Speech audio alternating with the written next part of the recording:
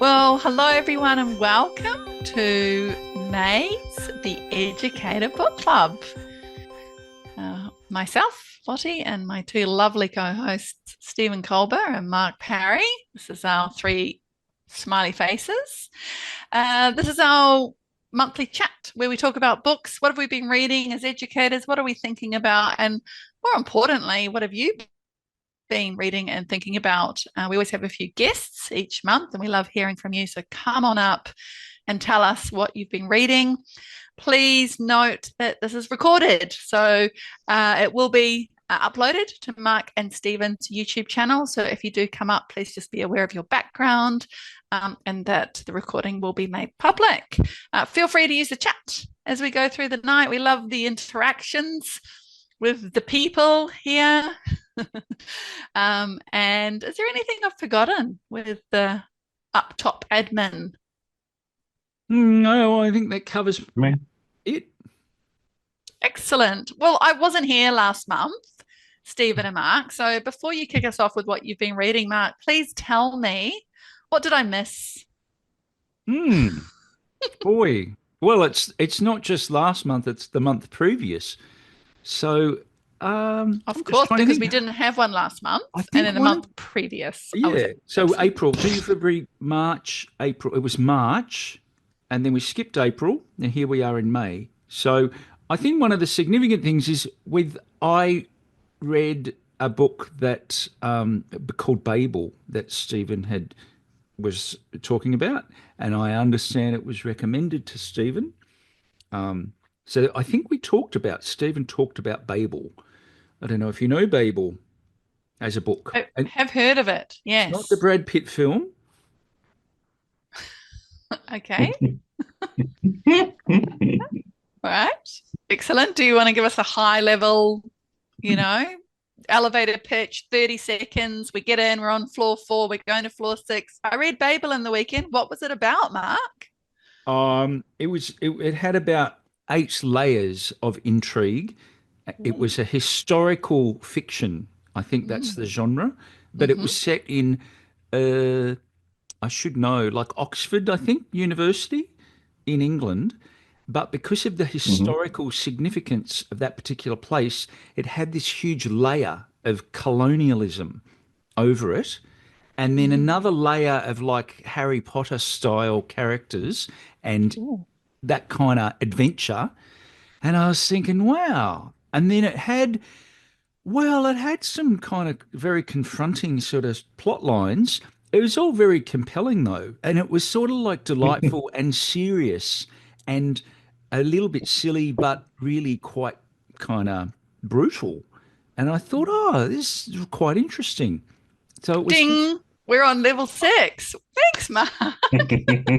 I'm going to have to look a little bit more into this book to decide if I'm going to buy it. I like the Harry Potter themes and watch the, colonialism. what, Interesting mix. yeah, watch the recording. You Mm. get up to speed Great. with it. Thanks. Yeah, So it was all it's. the delights of having a recommendation of a book. I think Alicia might have been in the mix somewhere there as well.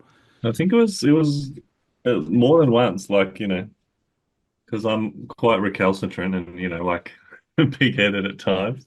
And the length stumped me as it did Mark momentarily. But then I think it was like, well, if it's going to be mentioned that many times, then we have to get involved. And so now we have Lottie. You're the next in line. See You're what all the the fuss is you're the about. next receiver of the contagion that is this Pass on the tome of a baton. book that All kind of, right. it sort of gets you in with the Harry Potter, and then by the end, it's, It was really well you resolved, know, though, I felt. It was like washing up on shore, satisfied that you've actually engaged with this sort of book, the Mhm. story. I would recommend Right. Noted. Homework for it. 2025. Yeah. So, So, what have you been reading, Mark, since okay. I last saw you 2 months ago? Well, No, most recently. I've been very, very busy. Now, one of the books, I'm going to share my screen. This one, I started reading or listening to this about 5 years ago, and I got halfway through, and then I had a moment where I was in a tea room and I said, "Oh, I'm reading this really interesting book about left and right brains." And the Mm. person completely shut me down, said something like an eye roll and said, "Oh, Mark," like a kind of like a sort of pity or something. "Don't you know that's all been Mm. debunked?" And then that was the end of the conversation. And I thought, oh, but I haven't even told you anything about it, really. And then I stopped listening to it. And then I dusted it off. I like to sort of, you know, read half a book and then dust it off. And then so I did dust it off. It's 20 about 28 hours of audio book. So Oof. it's not for the faint-hearted. And what it is, and I made some notes, but I'm not going to labor over them. But I understand this is a neuromyth. It's a neuromyth of Mm. that that left and right brain in that kind of area of research, it was oversimplified many years ago as being attributed, like it explains away people's personalities, or the whole person is described as being left brained or right brained. So that's the neuromyth. But this book isn't that approach. What it is, it's this guy who is a psychiatrist, I think. Actually, this is his website.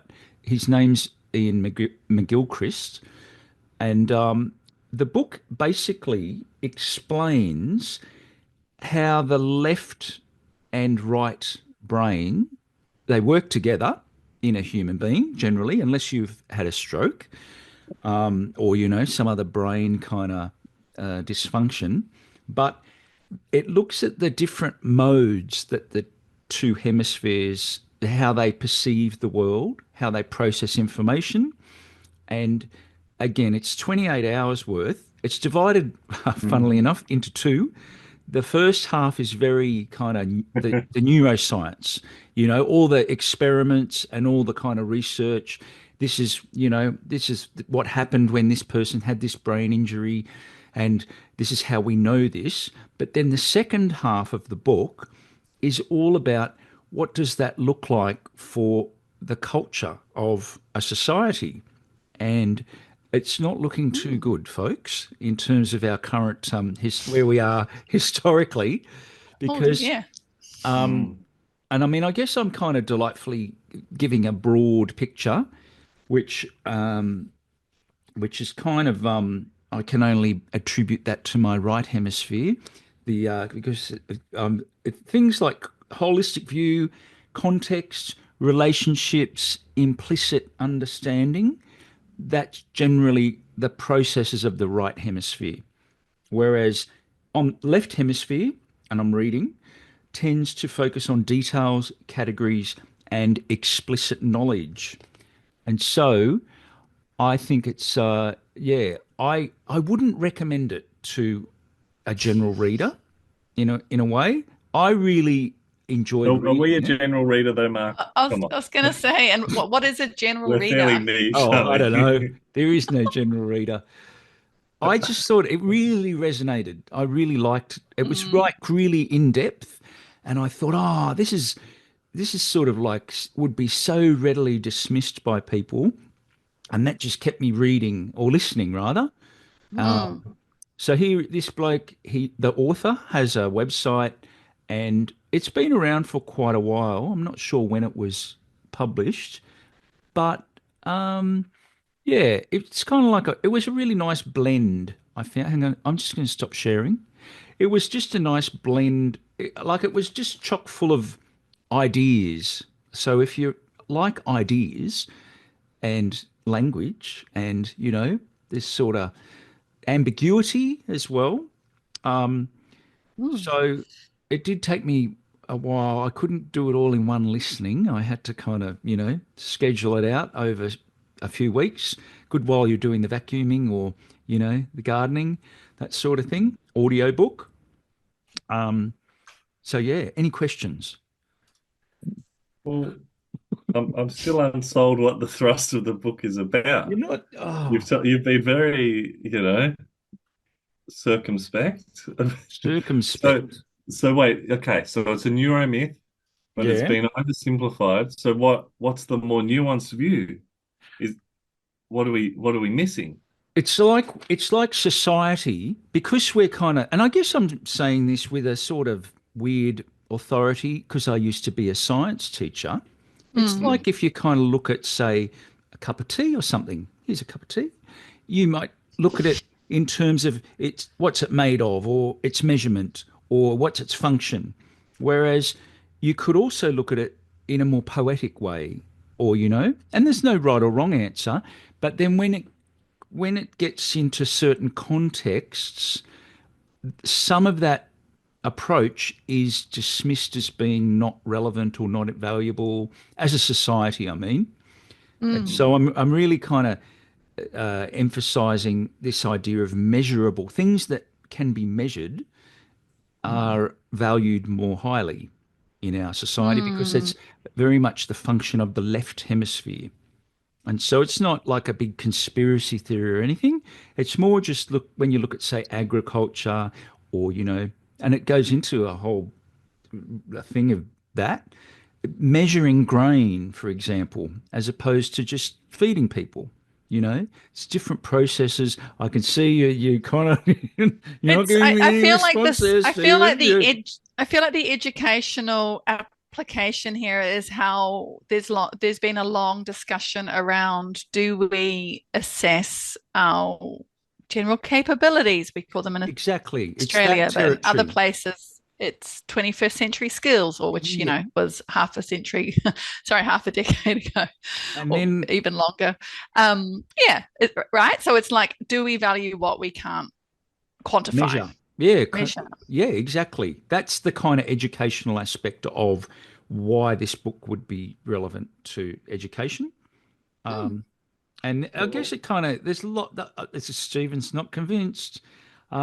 No, well, let me take you on my little narrative from last week, which is that flew up to the Holt Summit to present on the Friday, and I went up early to see what the vibe was. And on the plane, I'm reading John Hattie and Tim O'Leary and John Hattie's son and someone Donahue, and they had a whole section that was like neuromyths. We don't like neuromyths; they're bad. And then it says, but we've done studies, and basically it's like there's if you're taught by a teacher holding you with neuromyths in their head, it makes mm, no difference on the quality of teaching that they're delivering. And it's something like 90% of all teachers have these neuromyths in their head. And while I was in Canberra, I met someone who was like, that's, they're doing some kind of further study on neuromyths. And then yeah, the they're like, woman you shared the post on yeah. LinkedIn. So she was all like, here's all these neuromyths and they're all wrong. But on the plane over there, I was like, but if they don't have any impact, does it really matter? And earlier in the week, one of my pre-service teacher people said a very similar story to yours, Mark, which was like they said, Gardner's multiple intelligences, and a lecturer just said, "Oh, we don't talk about that crap." Basically, it was like, go away. And then she was like, "Can we talk about it here?" And my Oh, response was basically like, I mean, it's Is it a safe space? and I was like, yeah, we can talk about that. It's a theory, an early theory, and one that I think probably would help your teaching if you said, Oh, that's a I'm trying to compassionate prepare a lesson response. based on the 10 whatever learning styles. I'm like, that would help your teaching. Is it true? True? No, not really. But I don't know. I feel like left brain, right brain is sort of the same. Like, Yeah, well, this is is it where literally true? No, but it sounds like the book that you've been reading is kind of like using it as a broader, it's not metaphor. attributing it to this is sort of someone's preferred mode of operating. It's really Hmm. just saying on a physiological level, if you look at what information is processed, and they've done like if your right eye, your left eye, if you're right-handed, left-handed, it's Hmm. a hemispheres. And again, the first half of the book is just almost like pure sort of cognitive science kind of experiments as to ground it. Like, we're not making this up. This is what the two hemispheres, their strengths are, or how they process, how they kind of interact with information coming in from the world. But then there was one study that was done by someone called Sperry, and that was the one that was oversimplified. Everyone just interpreted it. Ah, yeah, we'll just oversimplify that, and that's where this whole misunderstanding has occurred. But I don't know. It's tough to have these conversations because of this, well, maybe a cultural bias or something, which is very much how the left brain operates. Mm. And so There was what's a go there on, you was an go, Bud. interesting Guy Claxton did a webinar recently, which I couldn't go to, but I did see Cameron Patterson, who I know is connected to some of the people here, and Mm. he did a little reflection on it. And essentially, I feel like that's linked into what you're talking about here, Mark, which is that Guy Claxton was talking about this through the lens of assessment. And it's essentially that, we have to be careful about the hegemony of the narrow intellect, and we have to look at the more broader contextual landscape that people learn in, which is not always accessible or quantifiable. Yeah, And that, exposition isn't bad, but it's great teaching goes beyond that, immediate delivery and chunking. There's a lot going on many, many levels that we can't quantify. And so we shouldn't yeah, dismiss that because we're not able to quantify that as well. yeah. It's in that resonates what you're saying, and in fact, I'm going to move on to the next book because I'm looking at the time. Thanks I, for your input. Moving on. And then Julie would like to just pop up after you, Mark, and come and oh, tell us about the Year of Magical Thinking. I know that book. I've listened to that book. It's a great book. I reckon. Can we get Julie up right now? I'll tell you about my second book in a minute. Are you ready to pop up, Julie? Julie says we're Julie, do you always want to come learning. up and I agree. Uh, um, I'm really sorry for my background. I just haven't got it off. It's all right. I volunteer for the American International ADHD Association, and that's just a background for that. So I'm reading The Year of Magical Thinking by Joan Didion. It's not going to show properly because I've got my thing on. But yeah, it's my daughter gave it to me for Christmas. I haven't read all of it, but I've read maybe 40% or something. So it's about a well-known author, I think, Joan Didion. Her husband died suddenly of a heart attack after 40 years together. And the magical thinking is that thing about like when people die, sort of what grief does, and I guess things that we don't speak about. So like she talks about, for example, she talks about, for example, how she keeps his shoes like towards the start for like a month or two or whatever, and she keeps his shoes, and she does a lot of like self-reflection where she's like, why am I keeping his shoes? And most people might just say, look, I feel sad, or I don't want to give them away, or whatever. But she really dives down into it like analytically, as in like, what is it that I'm thinking in regard to not wanting to let go of his shoes? And then she realizes she's very good at articulating these nuances of grief. And she says that I'm keeping his shoes because I believe he's going to return and he will need his shoes when he gets back. So, and then, and even like back before that, when she goes to the autopsy, and I think she'd been to autopsies before to do with her writing or something. And so she sort of got, wangled around to get someone to allow her to go to the autopsy, even though normally you wouldn't do that. So even she said that was part of that, where she thought like she didn't believe he was dead. Like she felt like he was going to come back to life or something.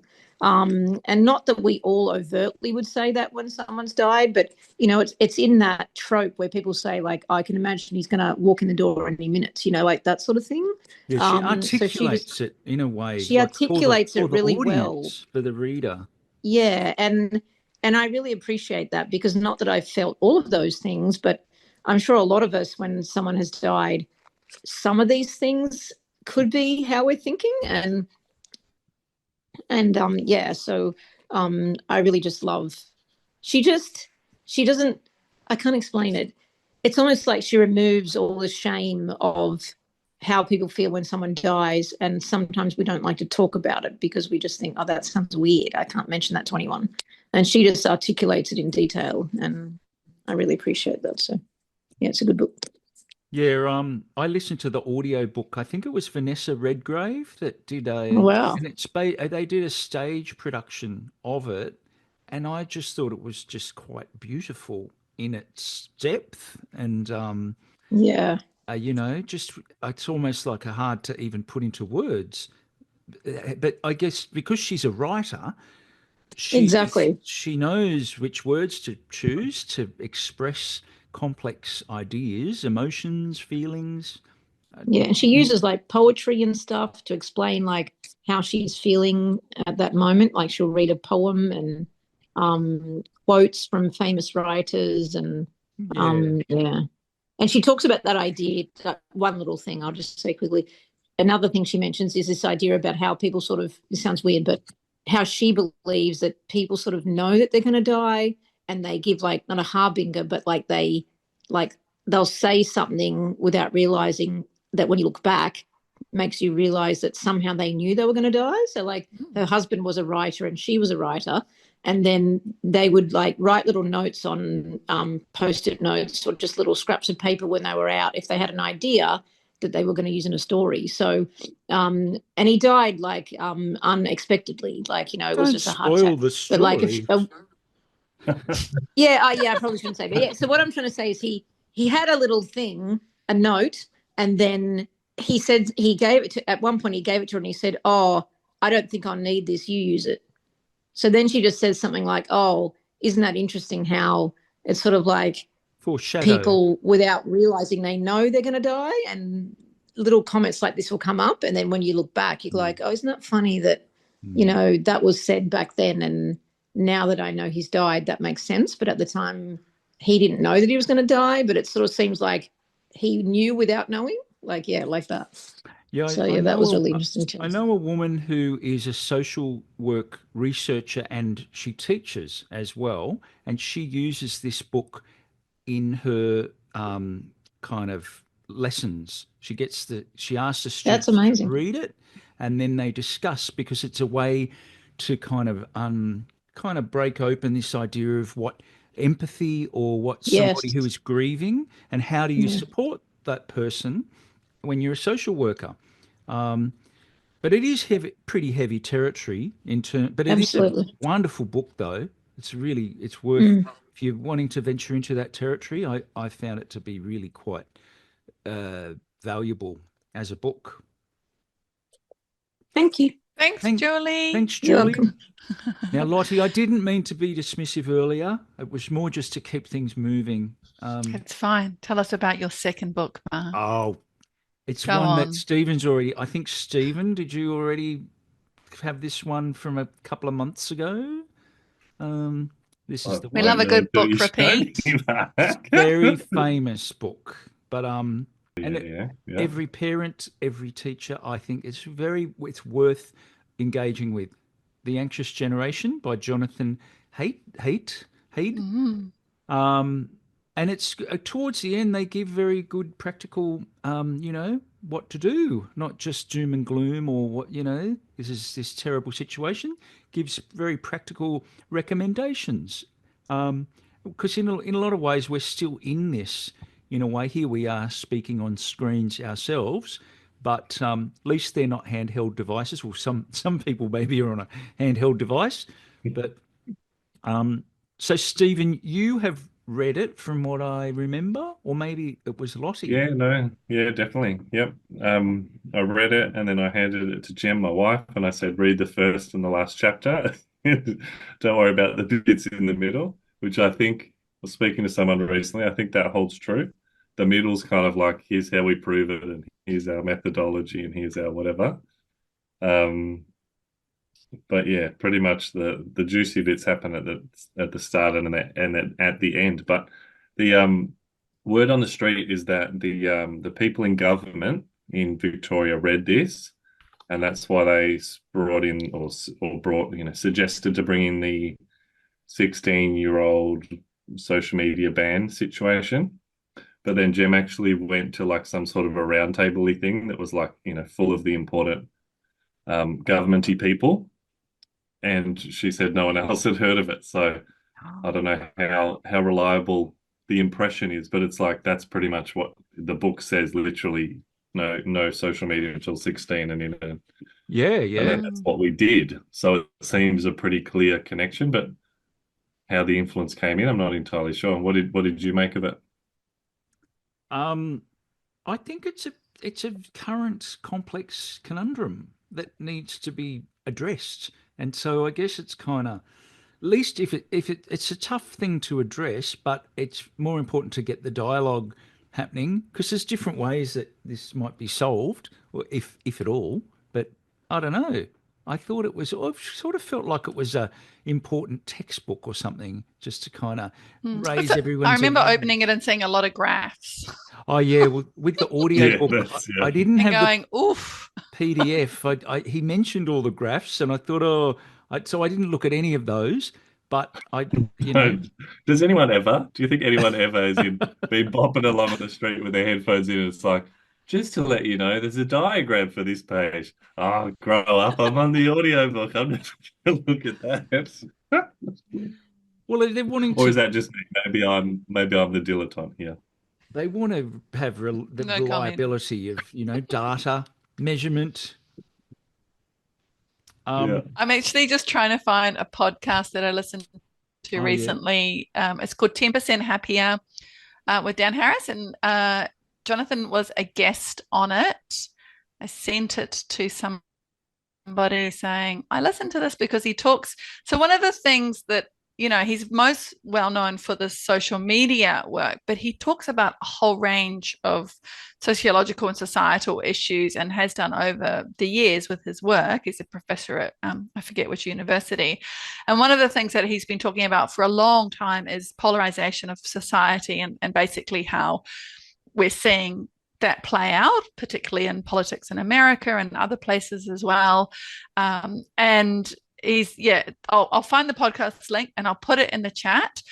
So one of the things that he has co-founded, which I've also put in the chat, is the Constructive Dialogue Institute.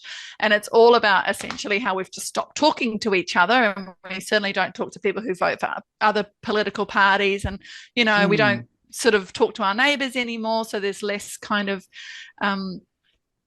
acceptance of other people and other people's view, which is pushing us further apart, and then we're on our screens and we're in these feedback loops.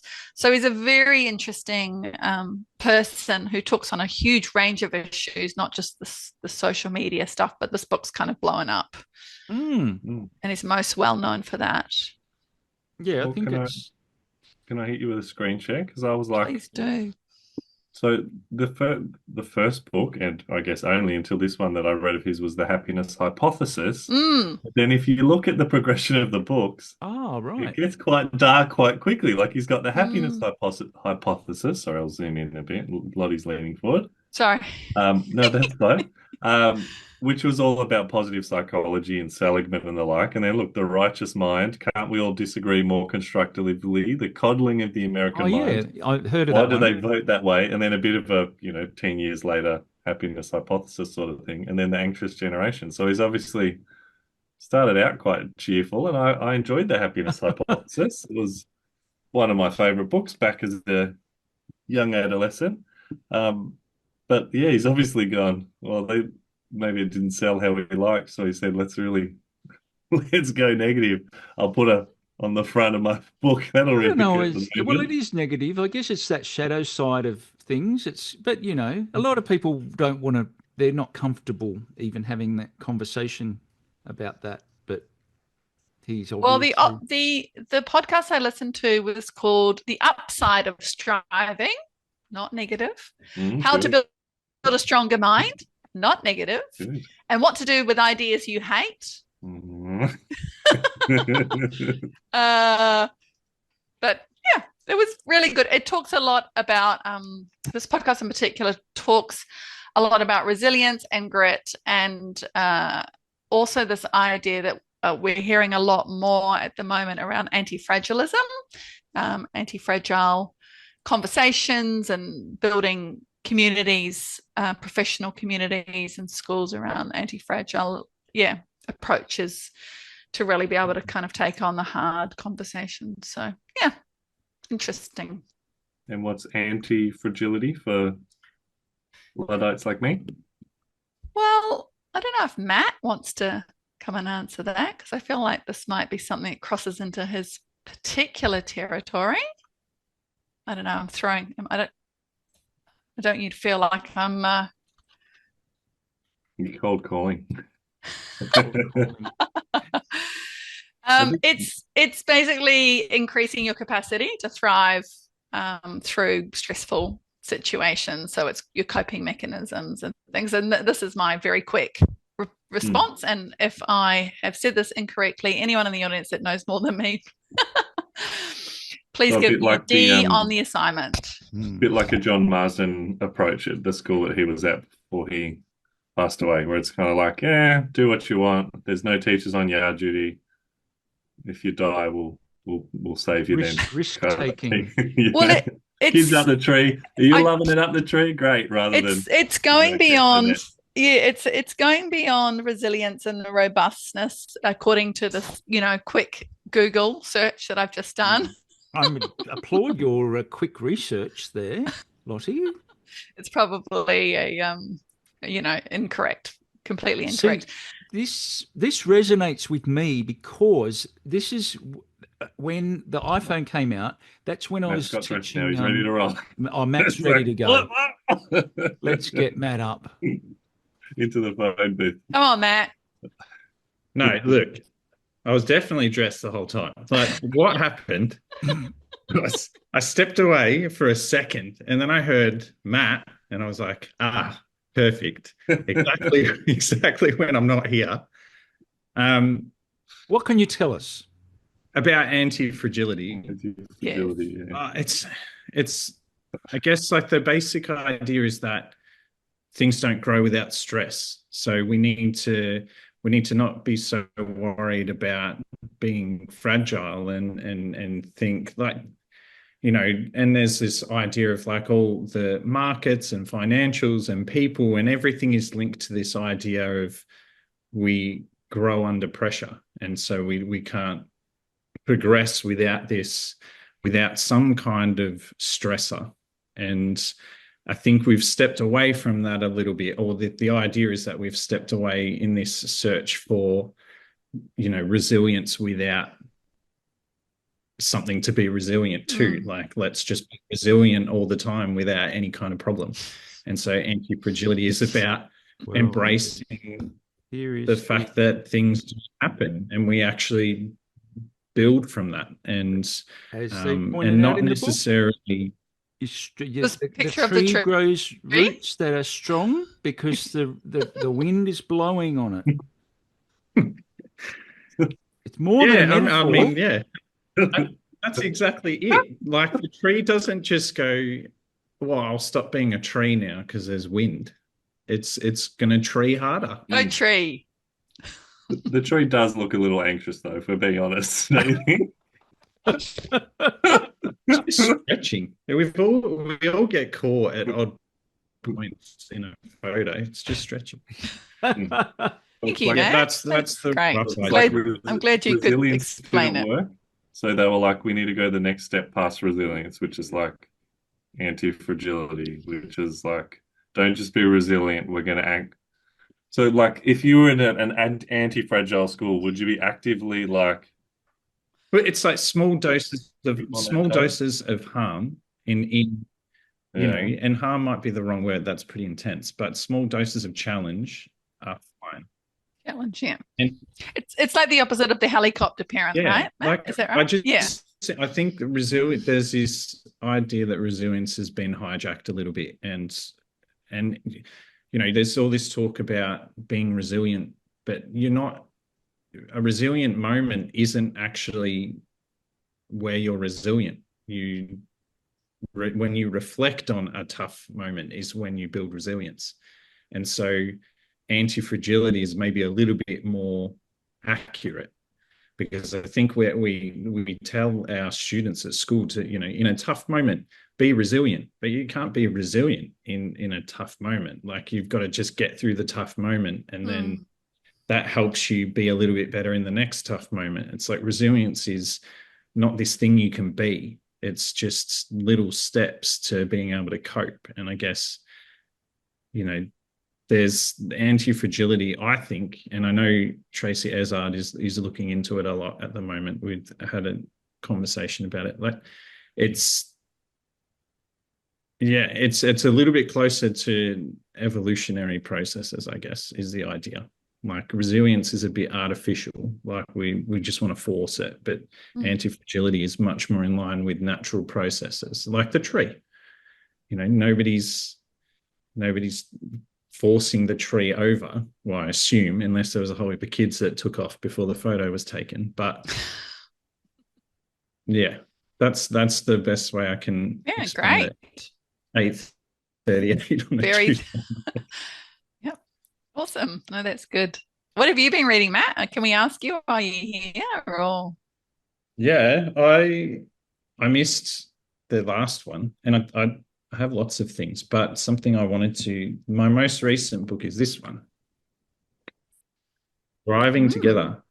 So David Kolpak, he's a principal in South Australia, and so this book is, I guess it brings together a whole heap of positive psychology, building off Seligman, and like everyone does, you go with the PERMA model, but it applies it through this lens of somebody, who's a practitioner and who's working for it, and doing it. And I don't know, I just really liked it. I thought it was really different, and I can't put my finger on why. It just felt really authentic.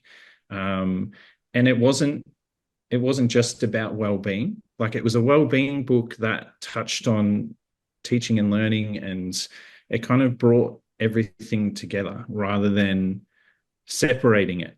Lots of well-being books are just about caring for yourself or caring for others, or, as a leader, this is your well-being, and there's nothing wrong with that. But David's book I found it just brought lots of things together, and it didn't focus on well-being is this. It was well-being is kind of everything, and we link it and tie it to everything we do as teachers and leaders and what have you. So I thought that was pretty good. And this is just on the table here. Please remind us of the name of it again, Matt. Thriving Together. Thriving Together. David Kolpak. So it's about well-being, but it's also, Yeah. I guess, is it collaboration or that kind of territory as well?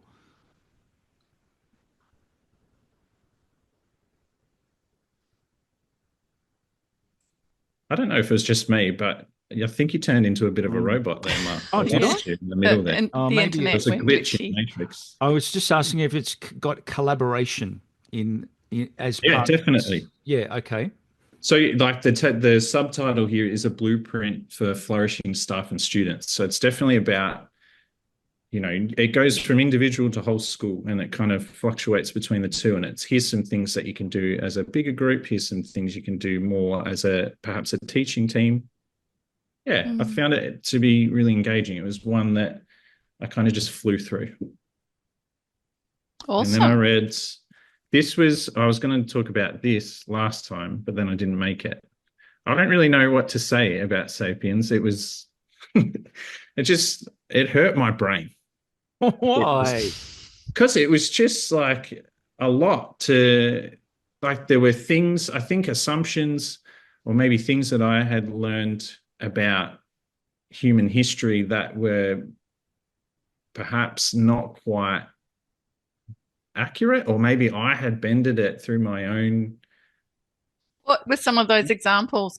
Or just one of those examples, Matt? The biggest thing that was throughout the whole book was all about these imagined realities, and how everything that we do pretty much as humans is not real. Money's not real. It's a little invented thing. Yeah, like politics are not real. They're all just things that we have decided, we've imagined and we've put into place to make us feel a little bit more comfortable about dealing with other people. And it's, Or theory of mind, that type of territory. Yeah. Or even a spiritual Yeah. text, And it's I going just into saw that territory. there's so much of this stuff in schools that we've just kind of, outside of the four walls of a classroom, everything's just made up. We're just making it up. And so like it just then strikes me like, why is it so hard to make change? And it's because we all can't agree on what the imagined reality is, and we all have different ideas. I'm going to react to that.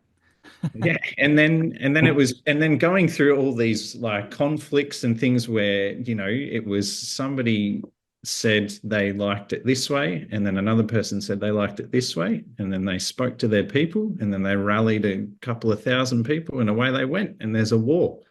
And it's just, that was another one where there was times when I put it down and I thought, we're just all chimpanzees. But well, kind of. But it was just really interesting. Hey? I think you're onto something. Went on with your day.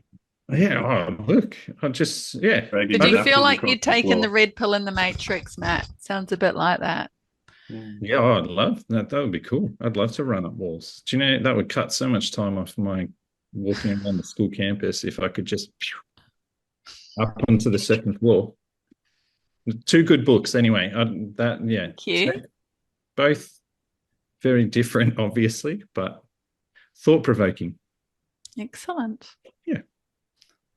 See that now I'm second guessing what's real and what's not, because I read *Sapiens* too, and I thought it was just about people becoming monkeys becoming humans and all that. Now I'm like, oh man, maybe it really kicked off in the second half and started telling me money wasn't real. And it's I think there was things that I knew, like obviously the bank doesn't have all of our money, like it's got a bit of it. And then there are rules about what they can multiply and hand out to you based on what they've actually got. But I haven't held a $10 note for years, I don't think. So money is imaginary. I log on and there's some numbers there, and I go, I either like those numbers or I don't like those numbers. Based on those numbers, I can go and buy another book.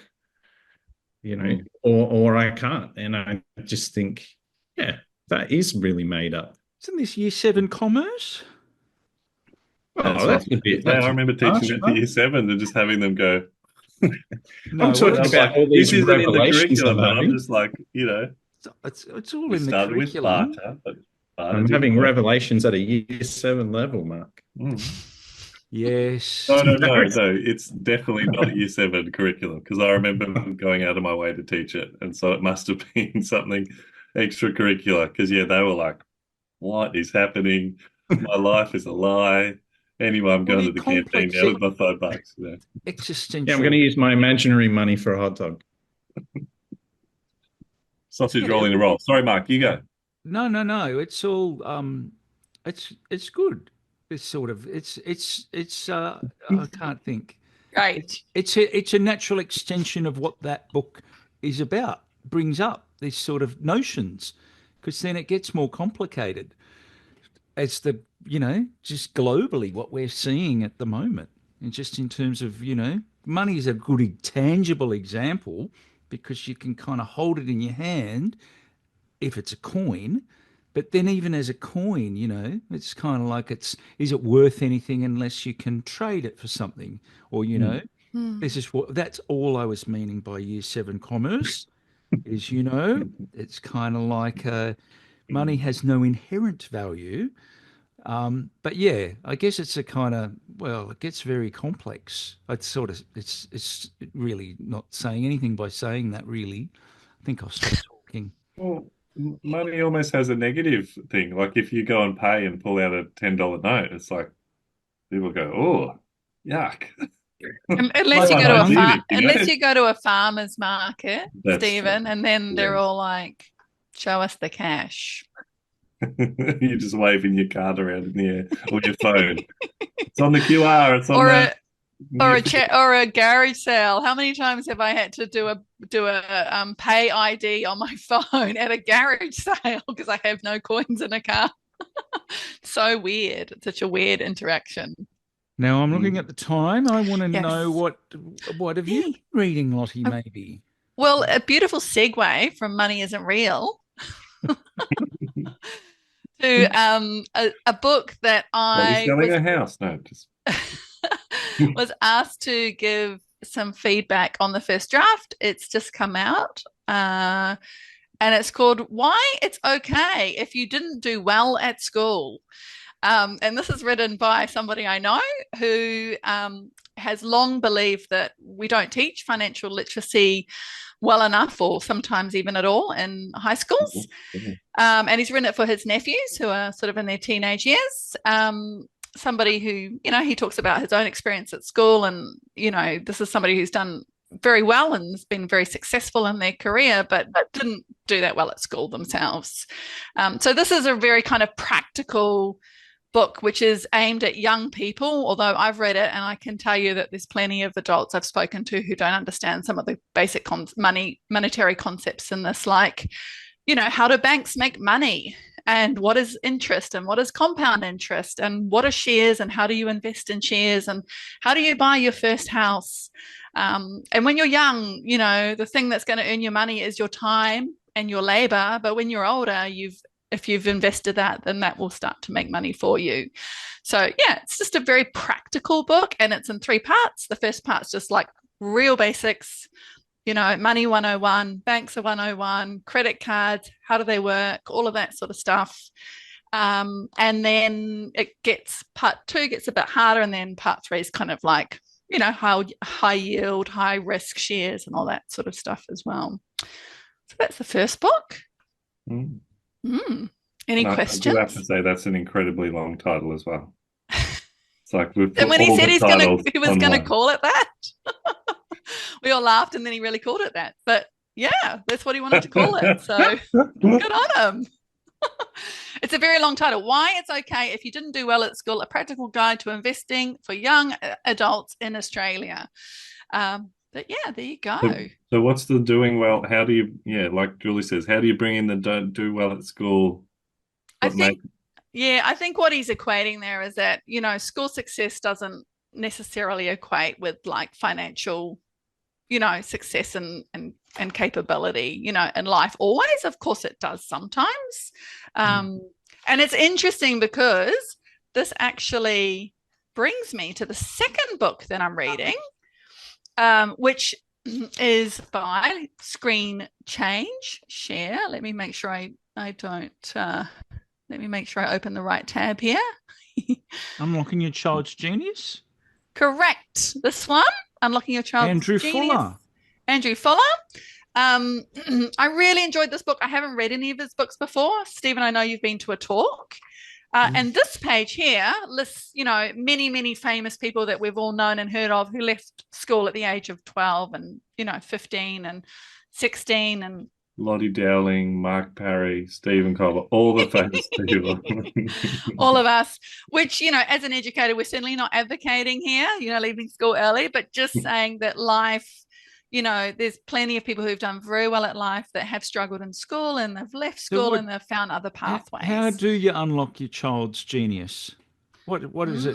Does it give good advice, or? Good question. Well, it does talk about different parts of the brain, just like you mentioned, but he doesn't organize them by left and right. He talks about Rex, as in a T-Rex, your reptilian brain. And then you have the other part, which is your creativity. It's the more recent part of our brain. And then the two, probably a little bit like Maslow's, like you've got to have your basic needs met, and then you can move up to self-determination. I haven't answered your question, Mark. How do you do well at school? Well, or how do you sort of do well in your life or unlock your child's genius? It's about understanding. I know that's really small. It's about understanding we all have different brains, and what can we kind of tap into and use, but also how do we sort of develop different parts of our brains as well. And our learning strengths, Lottie. Yes, thank you, Alicia. Sorry, Our learning I just thought strengths. I'd grab you there and say it. Yeah, corrected. Thank you. Our learning strengths. There we go. Yeah, so it's a good book. It's got trademark of, it's like his work. He's got things you can do, profiles, tests, quizzes. Probably one of those words is higher register than the other. An inventory maybe or something. You mean like he's got a lot of really techniques. practical strategies in here, yeah. which I really like. He breaks up in each chapter. He breaks up into age levels, so things that you can actively do to develop certain learning strengths or core skills. If you're sort of focused on organizing information, or you're focused on imagination and creativity. But yeah, it's an easy read. It's written really well. And I think it's very practical as well. And it's not about making your child a genius, because I saw that and I was a bit like, oh, if my mum's group saw that I was reading that, they're going to think I'm a real tiger mum. But which I'm not. Read it on the plane, yeah. We toyed over this as well, because you're absolutely right, Lottie. We were very concerned. However, just between all of us and the other couple of people on the call, we left it as unlocking your child's genius, because the Asian translation market really likes the word genius and stuff like that as well. But you're right, it's actually not about how to make your kids smarter or anything. It's about how to lead into their learning strengths and their brain and stuff like that as well. But yes, you're right, it is not 100% correctly titled, because it's got Asian appeal. But brilliant book. I totally loved it, and I will read other books of his. Somebody I know is a teacher at a school that specializes in neurodiversity, and he said, Andrew Fuller is the go-to there. So that was really interesting to hear his perspective recently too. That's me. Just a brief Andrew Fuller. His workshop and my workshop were on at the same time. So personally, I'm not a fan, because he took all of my participants to his room. No, I'm kidding. But in all I think seriousness, there's a poll back here of his I got to read. Go on, Alicia. Yep. But in all seriousness, he does have a neurodiversity book coming out. And he would, I'd be happy to send paper copies, and he'd be happy to come and have a chat with you guys as well, and come onto this call at any stage if you wanted to have a chat with Andrew. Love to. Yeah, that'd be great. I told him it looks like he's just come off the surfboard every time I see him, which is, I think, something that we should all aim to do in our life. It's not something I've ever achieved, not even once in my life, but, just got this calm, level-headed demeanor. That's wonderful. Yeah, we've only got which 5 of the minutes 20 left. Yeah, which of the 20 million books you've read since we last met, Stephen, are you gonna share? Well, I don't really want to. I think it works best when I don't. I've read five books, and none of them were really that good. So it's sort of just like, I'll get back to you. Because I've been lecturing some kiddos, I'm back in school brain again, and so I'm quickly flipping back through books, and I've got a couple that are kind of are right in the pocket for the stuff we normally talk about. Mark said I should read the Dictionary of Lost Words, and it paled in comparison to Babel afterwards. If I had done it the other way around, I think I would have been like, yeah, nice stuff. But after reading Babel, I was like, oh, where's the edge? Where's the punch? It was kind of like Babel, but without any of the twists. It was like, here's a nice. It's quite a gentle book. Yeah, a little bit too gentle. Dictionary of Lost Words. Like a batch of scones or something. Yes. I'm like, at what point does someone kill someone else with a bit of silver, and then the uprising is away and our hearts are racing? It was just like, and then we made a dictionary, and then the ending's and now we're just writing letters for some reason. I'm like, this is the least climactic way you could end a book. It's like, Anyway, that was the action, and now we'll have 3 chapters of people writing letters back and You forth. sound very outcome oriented, Stephen. It's just sometimes it's a value to focus very on the left, right brain, the very right brain of process. me. Sometimes is just as valuable as the outcome.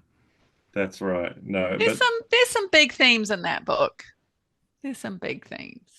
The Dictionary of Lost Words. Yes. was probably the most exciting that it got, Yes. but apart from that, I have to acknowledge the gender equality piece, gentlemen.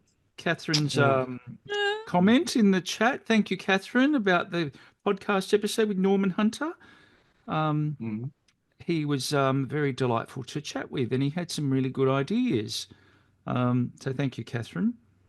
I enjoyed that one too. It was an interesting chat. I was like trying to get a bead on who he was, what he was on about, and then but yeah, just to continue dunking on Diary of Lost Words. No, it's like I don't know. What about the sequel? If Tell this us is just about an how bad. The thesaurus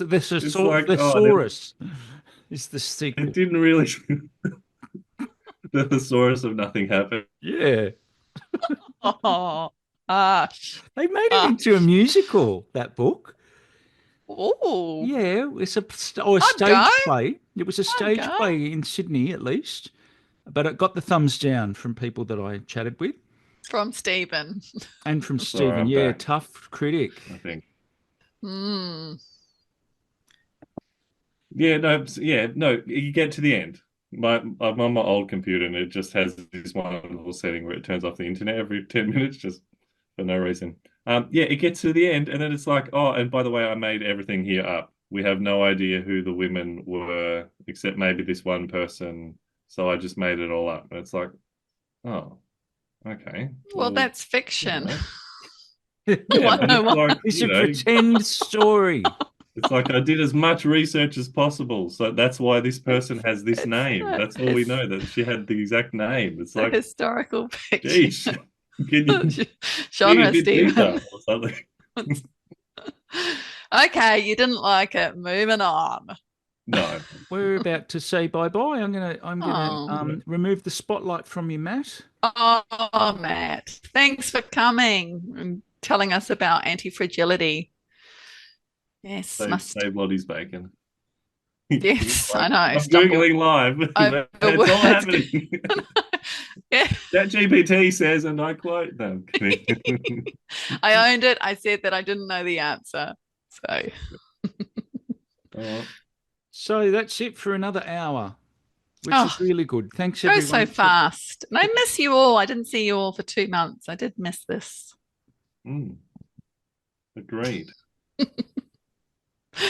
We'll be back next month. We'll set a date and we might even have some special guests. Yeah, we'll have to see. Keep reading. What's on your list? Anything you kind of... I've got intermezzo. Mate. Come on. It's intermezzo. You're patting us out. We're wrapping you up. You're patting us out. What's on the list? Shopping list? So I think we will leave it at that, you reckon? Yes. Okay. Well, at least stop recording. Thanks, everyone. I think we'll see you next time. Thanks, everyone. Bye.